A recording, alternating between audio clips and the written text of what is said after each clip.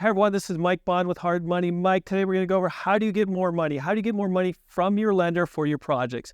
How do you get that 100% financing for your flips? How do you get more money when your credit is not all the way there, your experience, or you're just looking for gap funding?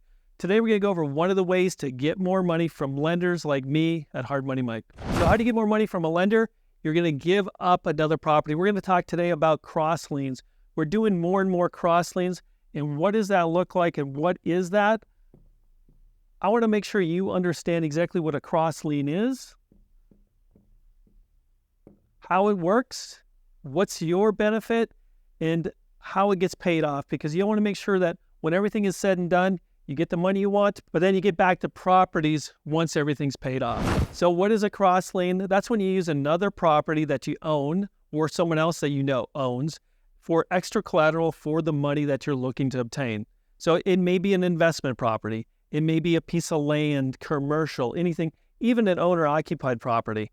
Anything that has some equity in it that a lender like us or another hard money lender can use for extra security to give you the money you need. And this does not mean that you're going to pay off the liens that are currently on that property. You're just going to use it as extra collateral. So this may be a second, it may be a third, but it's just a lien, which is another deed of trust or mortgage on that property in favor for the lender. So if I'm looking at a fix and flip and I need 100% financing, my lender is only going to allow me 85% of the purchase, so I have to come up with 15%. Where does that extra money come from? Maybe that same lender can use another property to give them the security to give you 100% financing. So if you're looking from a hard money lender and they're going to say, well, with your experience or with your credit or whatever it may be, we can only give you 80% of the purchase, 100% of the rehab. How do you get that other 20%? Sometimes it's as easy as using another property that you already have, give them the extra security, and they can give you all of that money. This helps with your cash flow because if you're doing multiple projects, you can't put in 20% into each project and pay all the expenses that go along with it monthly. Cross liens are the way to go when you're working with a hard money lender to get you to 100%, to get you when your credit is not there. Cross liens are also great when you don't have the experience or you need more experience to hit those lenders' higher loan to values, or just gap funding, because gap funding is another thing that's tough to get unless you have another property. Anytime you need more money, that's when you're going to look at a cross lien. So what does a cross lien look like? A cross lien is the property that you have, you're buying, and you need more money. So me as a lender, I'm going to come in and do a mortgage or deed on that property you're buying. But I'm also going to put a mortgage or deed on the other property, the cross lien property, the other rental you have, the land you have. I as a lender are going to use two properties or more to get you all the money you want. So in this case, we are going to put a mortgage or a deed on both properties. So you could expect both properties to be tied up because of a cross lien. It does give you the flexibility. It does give you extra money, but it also ties that property up until it's paid off. So what is a good property for a cross lien?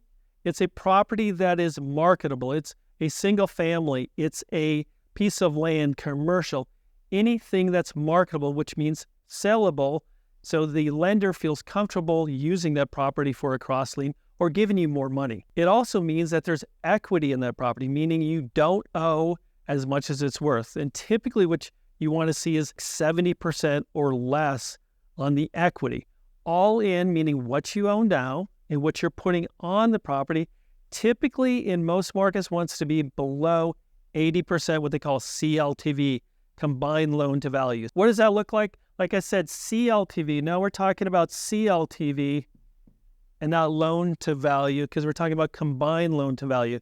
So you have the first loan that's already on that property that we're using as a cross lien, and then we're going to add a second lien.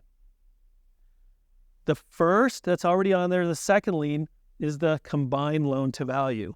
This combined loan to value needs to be at or less than 80%.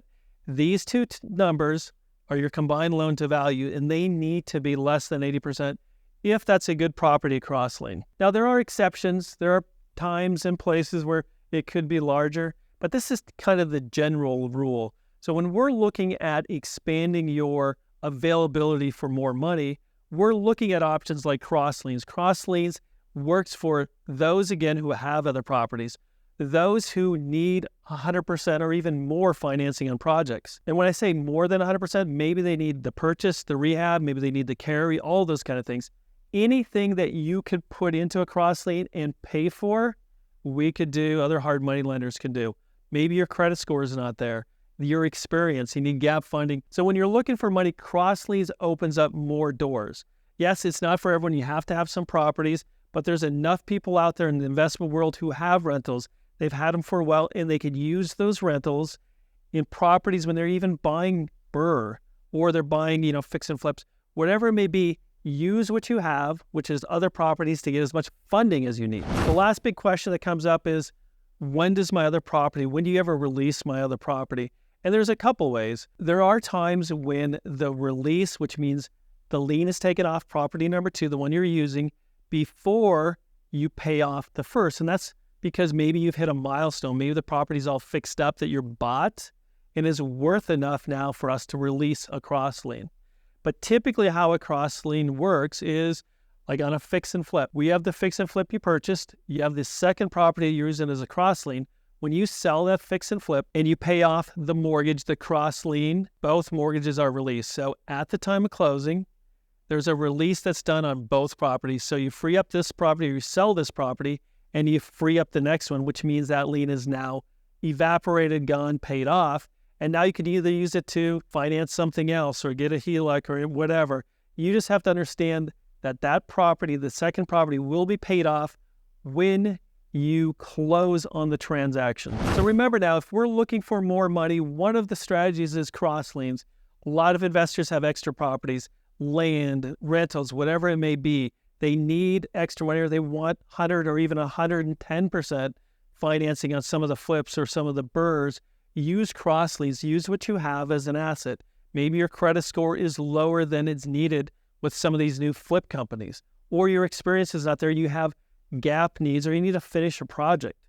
You could use cross liens, other properties, to get something done, get something purchased, or get the financing you need. So remember the cross liens when you're looking to finance. If you're looking at other deals, you need a quick tool, go out to hardmoneymike.com. We have a great tool, Quick Deal Analyzer. It's a free download. Check us out, and we'll see you on the next video.